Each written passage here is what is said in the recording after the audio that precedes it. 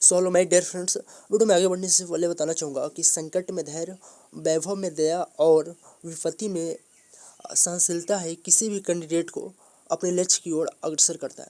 सो आप सभी को संकट में धैर्य बना करके रखना है और विपत्ति में सहनशीलता आपके अंदर होनी ही चाहिए। सो ये लाइन बैठती है एयरफोर्स XY ग्रुप पे, यानी जो भी गवर्नमेंट एग्जाम्स होती है उसके ऊपर, क्योंकि कोविड-19 की वजह से हर एक शेड्यूल जो है वो इधर से उधर फेरबदल होते गया, जिससे बहुत सारे ऐसे कैंडिडेट हैं जिनके सपने भी टूट गए हैं और बहुत सारे ऐसे कैंडिडेट हैं जिनका एज जो है वो काफ़ी आगे बढ़ चुका है, यानी एज उनका समाप्त हो चुका है इनटेक 2022 से। जब मैंने कमेंट पढ़ा तो समझो कि कितना दुख हुआ होगा उस बच्चे को जिसने पूरी तरह से मेहनत किया था एयरफोर्स X1Y ग्रुप के लिए, और उनका जो ईयर था वो ख़राब चला गया और वो एयरफोर्स में सिलेक्शन नहीं ले पाया। सब डाउट क्लियर करूंगा और साथ ही साथ एग्ज़ाम डेट को लेकर के क्या अपडेट है वो भी बात करूंगा। इनटेक 2021 फिर से आएगी या नहीं होगी, या रैली भर्ती होगी, उसके ऊपर भी एक अपडेट है, मैं बात करूंगा। या एग्जाम डेट अगेन पोस्टपोन होगा, वो भी बात करूंगा। और डेट ऑफ बर्थ प्रॉब्लम को लेकर के बात करूंगा, एज रिलैक्सेशन को लेकर के, क्योंकि कल एक ने लड़का जिसका नाम है मदन पड़वार, उन्होंने कमेंट किया था कि मेरा जब मैंने फॉर्म भरा था एयरफोर्स का, उस समय मेरा एज था 21 ईयर, ठीक है।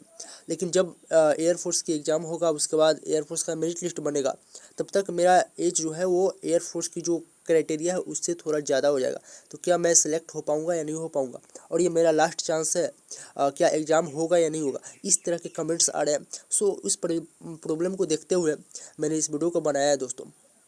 एयरफोर्स X&Y ग्रुप एग्जामिनेशन 2021 जो 18 मार्च से लेकर के 24 मार्च के बीच में भी कंडक्ट किया जाने वाला था, तो उसको कोविड-19 की सिचुएशन को देखते हुए पोस्टपोन कर दिया गया था। तो अब न्यू एग्ज़ाम डेट को लेकर के बात चल रही थी।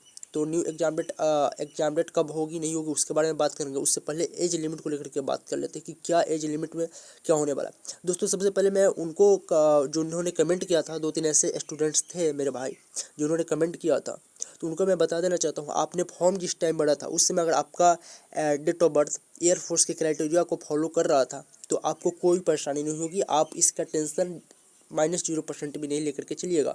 आप एग्ज़ाम की प्रिपरेशन करते रहिए, आपका 100% सिलेक्शन हो जाएगा इस बार। दूसरी बात कि आप कह रहे हो कि एग्ज़ाम पोस्टपोन्ड होगा क्या, तो दोस्तों एग्ज़ाम पोस्टपोन्ड बिल्कुल नहीं होगा।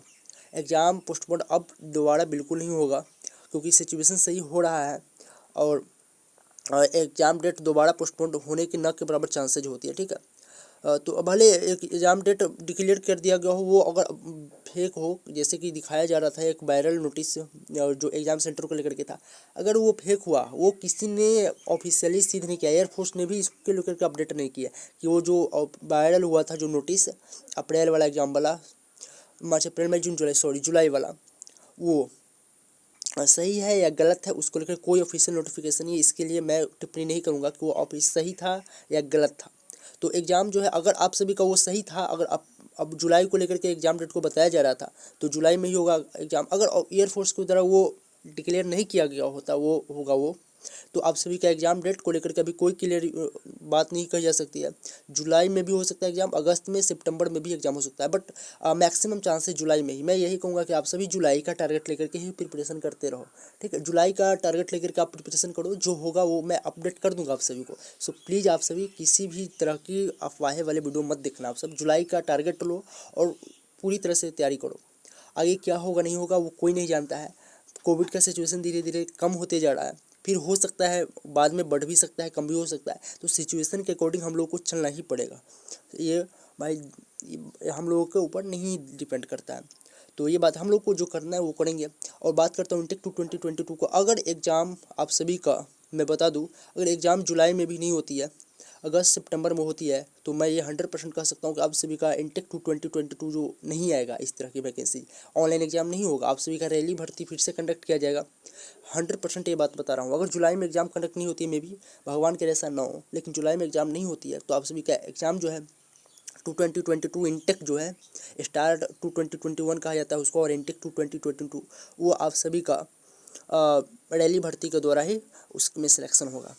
तो वो बाद में बात की जाएगी, जैसे ही नोटिफिकेशन कुछ आती है मैं बताऊंगा। और अगेन पोस्टपोन एग्जाम की बात है तो कोई अगेन पोस्टपोन नहीं होगा एग्जाम। एक नोटिफिकेशन आएगा एयरफोर्स के द्वारा कि मैं इस बीच एग्ज़ाम ले रहा हूँ।